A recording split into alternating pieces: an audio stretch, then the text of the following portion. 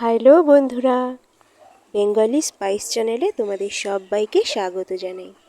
আমার আজকের রেসিপি গোবিন্দভোগ চালের ঝরঝরে পোলাও।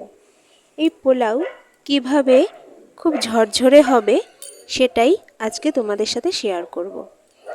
রেসিপিটা তাই প্রথম থেকে শেষ পর্যন্ত পুরোটা দেখার অনুরোধ রইল।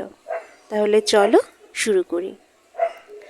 পোলাও বানানোর জন্য এখানে আমি 1.5 কাপ মতো গোবিন্দভোগ চাল নিয়ে নিয়েছি। সেই চালটাকে আমি হালকা হাতে ধুয়ে নেব। যতক্ষণ নোংরা জল বেরোবে ততক্ষণই ধুয়ে নেব। দেখো, এখন পরিষ্কার জল বেরিয়েছে। তো এখন আমি এই চালটাকে ছাঁকনিতে ছেঁকে নেব আর জল ঝরাতে দিয়ে দেব। এদিকে চালের জল ঝরতে থাকুক আর আমি এখন এখানটাতে ঘি গরম করে নিচ্ছি।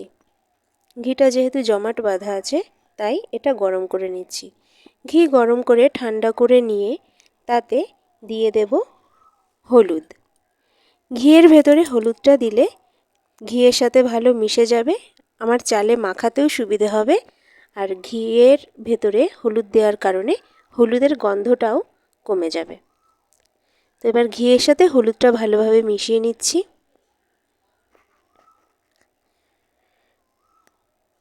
আর এদিকে দেখো, চালের জল সম্পূর্ণ ঝরে গেছে। এবার ঘি আর হলুদ দিয়ে চালটাকে মাখিয়ে নেব। এখানে আমি চালে 1 চামচ মতো আদার রসও দিয়েছিলাম, যেটা ভিডিওতে তোলা হয়নি। তো তোমরাও কিন্তু সেই আদার রসটা মিশিয়ে নেবে। দেখো, এখানে চালটা মাখানো খুব ভালোভাবে হয়ে গেছে। এভাবে রেখে দেব 5 মিনিট। 5 মিনিট পর আমি এখানে ফ্রাইং প্যান নিয়ে নিয়েছি। সেখানে দিয়ে দিচ্ছি রিফাইন্ড তেল। এখানে রিফাইন্ড তেলের বদলে ঘিও ব্যবহার করা যেতে পারে, তবে সেটা ভীষণই রিচ হয়ে যেত। তাই এখানে আমি রিফাইন্ড তেল ব্যবহার করছি। আর তাতে দিয়ে দিচ্ছি গোটা গরম মশলা, তেজপাতা আর 2টো কাঁচা লঙ্কা চেরা। গোটা গরম মশলাটা একটু ভাজা ভাজা হয়ে গেলে এর ভেতরে দিয়ে দেব কাজু আর কিশমিশ, ধুয়ে রাখা কাজু কিশমিশ। এবার এগুলোকে আমি হালকা ভেজে নেব।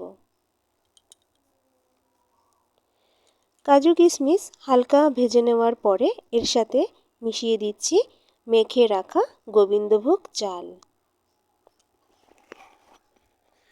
গোবিন্দভোগ চালটা দিয়ে আমি খুব ভালোভাবে কাজু কিশমিশ তেলের সাথে এটা মিশিয়ে নেব।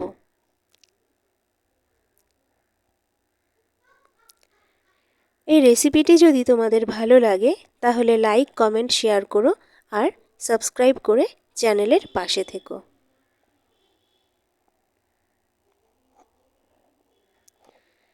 দেখো, চালটা আমি প্রায় 1.5 মিনিট ধরে ভেজেছি। চালটা ভেজে নেওয়ার পরে এবার হলো জল দেওয়ার পালা। এই জল কিন্তু এখানে সবচাইতে বড় ভূমিকা পালন করছে। এখানে জলের মাপটা কিন্তু খুবই গুরুত্বপূর্ণ। যতটা পরিমাণে চাল নেওয়া হবে ঠিক তার ডবল জল দিতে হবে। আমি এখানে 1.5 কাপ চাল নিয়েছি, তাই 3 কাপ জল দিয়েছি। জল যদি কম হয়ে যায় তাহলে চাল ঠিকঠাক সেদ্ধ হবে না, আবার বেশি হয়ে গেলে চাল বেশি সেদ্ধ হয়ে যাবে আর পোলাওটা ঝরঝরে হবে না। তো জল দেওয়ার পরে জল সামান্য গরম হয়ে গেলে আমি দিয়ে দিচ্ছি পরিমাণ মতো নুন আর দিয়ে দিচ্ছি চিনি। চিনির পরিমাণটা তোমরা যে যেমন মিষ্টি খাও সেই অনুযায়ী দেবে। তো নুন চিনি দেওয়ার পরে এবার আমি এটাকে ঢাকা দিয়ে রাখবো প্রায় 10 মিনিটের মতো। 10 মিনিট পর ঢাকনাটা তুলছি। দেখো,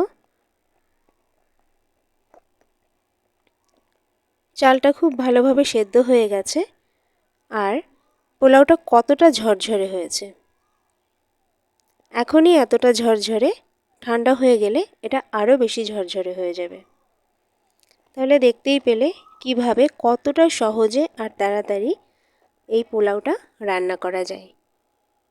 জলের পরিমাণটা একটু ঠিকঠাক দিলেই পোলাওটা খুব ভালোভাবে রান্না হয়ে যায় আর খেতেও হয় ভীষণ সুস্বাদু। শেষে ঘি ছড়িয়ে নামিয়ে নেব। দেখো এখানে পোলাওটা কত সুন্দর লাগছে দেখতে। এটা শাহি পনির আর স্যালাডের সাথে পরিবেশন করতে।